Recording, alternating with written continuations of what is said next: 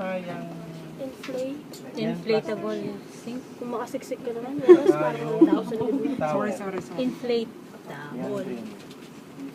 Hindi ko sure basta inflatable. Inflatable. Excuse po.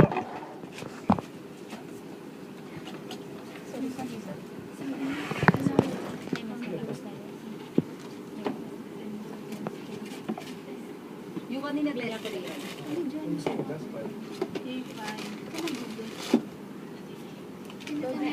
Okay, so you'll be needing your plastic sheets to protect your working area from being soiled with water. Sink. Okay, nasan yung isang timba? One will be empty. Ito nga po.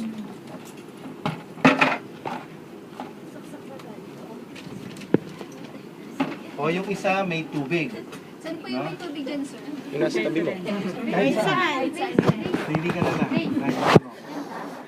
Okay. So you will be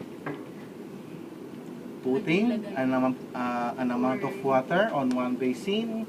And for your hand washing procedure, before you do your hand washing, you have to remember three hand washing procedures.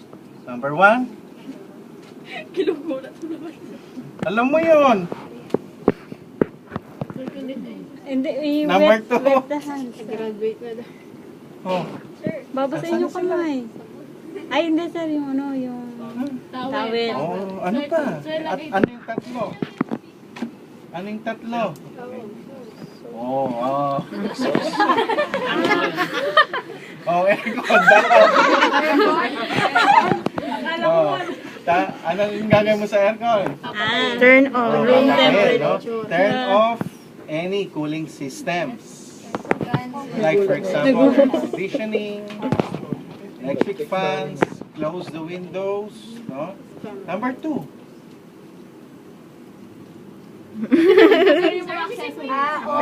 Remove all jewelry. No? Hindi, meron ako. Remove daw all your jewelry. So, pangatlo. Cut. Cut. Yung ano, sir? Finger. Cut your long fingernails para ma-prevent, no, yung accidentally scratching your patients. Pag mahaba may minus siya. Ako yung mga may mga okay. Matatanggal yan. Eh, hindi naman. Sabihin niyo lang. Baka naman sabihin niyo masyado akong... Okay, so lagay niyo ngayon yung hand towel sa shoulder. This is in preparation for drying your hands para hindi na kayo magpapabalik-balik. Okay, so may points din yun, no? Mga pabalik-balik. Body mechanics din yun. Dapat ipiprepare nyo na rin yung mga equipment yung gagamitin. This is to conserve time and energy on your part. Okay, so meron na siyang tubig. O, anong next step? Yung mga tapos na. Soap. Wet your hands, sir. Siyempre, wet mo. Magsasoap ka, hindi babasa yung Wet your ano. hands. Wet your hands muna. Okay? Then, apply soap and form a lather. Okay, ako, assuming lang ngayon, pero kayo, tutuunin yung gagawin. Okay. Paano yung proper technique in hand washing? So, rub your palms against each other. Then, at the back of the hands, To the each fingers. Yan, each fingers. Lahat yan. Tapos, interdigital spaces. Yan, yung mga singit-singit. Okay. Then, 2 to 3 inches above the wrist. Okay?